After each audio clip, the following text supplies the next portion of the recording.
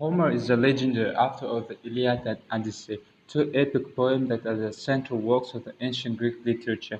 The Iliad is set during the Trojan War, the 10-year siege of the city of Troy by the coalition of Greek kingdoms. It focuses on the quarrel between King Agamemnon and the warrior Achilles. Many accounts of Homer's life circulated in classical antiquity, the most widespread being that he was a blind bard from Ionia. The important question to ponder on whom, when, where, and under what circumstances were the Iliad and Odyssey composed? Broadly speaking, modern scholarly opinions fall into two groups. One holds that most of the Iliad and the Odyssey are works of a single poet of the genius, and the other considers it to be the result of process of working and reworking by many contributors. It is generally accepted that the poems were composed at some point around the late 8th and early 7th century before Christianity. The poems in Homeric Greek, also known as the Epic Greek, from antiquity until the present day, the influence of the Homeric epics of Western civilization has greatly inspired many of his famous works of literature, music, art, and films. The Homeric epics were the greatest influence on ancient Greek culture and education. During the Trojan War, King Agamemnon of Achaean was forced to give up the daughter of a priest of Apollo. Agamemnon captured Briseis, whom Achilles values greatly. Achilles resents the offense but is prevented by Athena from fighting with Agamemnon. Achilles refuses to fight.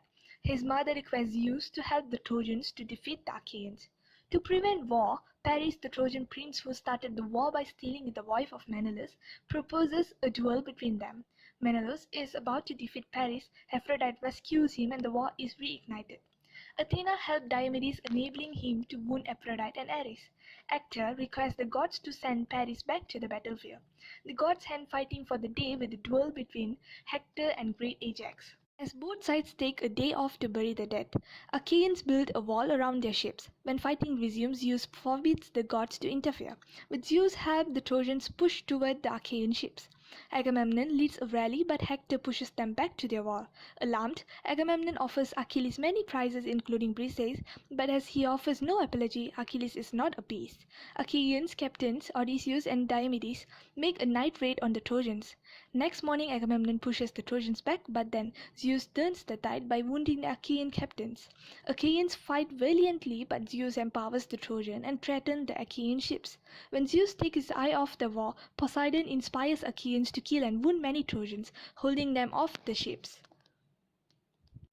As the Trojans reach the ships, Achilles' close friend Patroclus begs him to return and save the Achaeans. Due to his anger, Achilles refuses, but he lets Patroclus use his armor and chariot to make the Trojans think he has returned. Patroclus led the army and succeeded in pushing the Trojans all the way back to their own city walls. He goes up against Hector, who kills him. Hector strips Achilles' armor from Patroclus and puts the armor on. Achilles, having heard of his comrade's death, appears. Now Achilles no longer cares about his quarrel with Agamemnon. All of his anger is focused on killing Hector. Achilles rages against the Trojans, slaughtering huge numbers. No mortal can stand against him. He sends the entire Trojan army retreating back into the city. Ashamed that he has led the Trojan army to defeat, Hector waits for Achilles outside the gates of Troy. Hector was chased down by Achilles. Achilles kills Hector through a weak spot in the armor he knows so well, which was Achilles' old armor.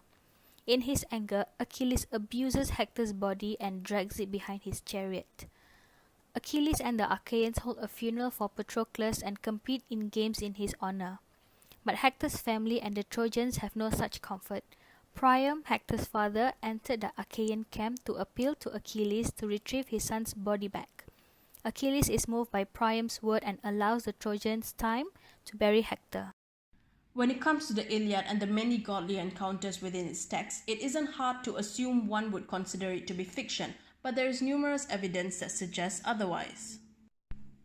The reminiscence of Troy can be found in modern-day Hisarlik, a UNESCO archaeological site in Turkey. Although it should be known that based on the cracks found on the walls, it is believed that an earthquake could have destroyed the city 100 years prior to the events of the Iliad.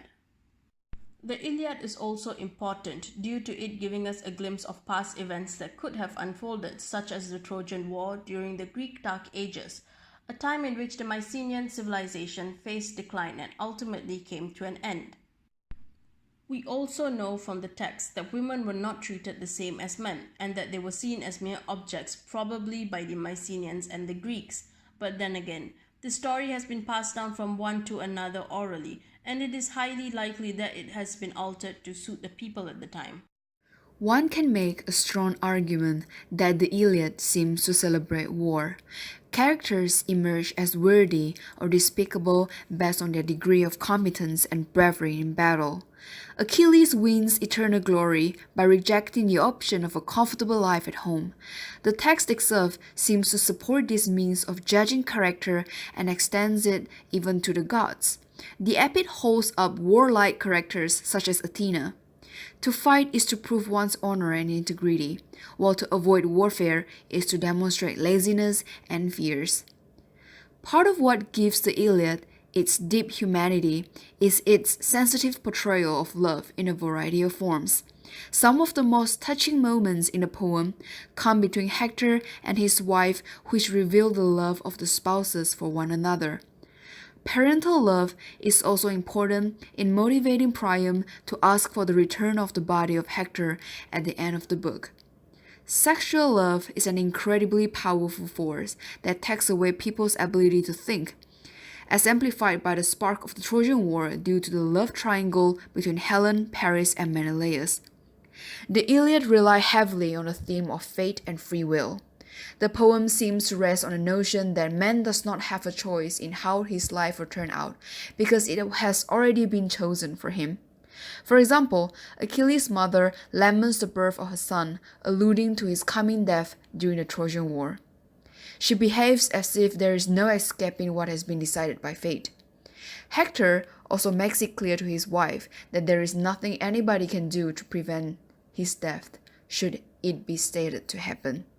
Men have no say in the direction of their lives because fate has already decided the outcome.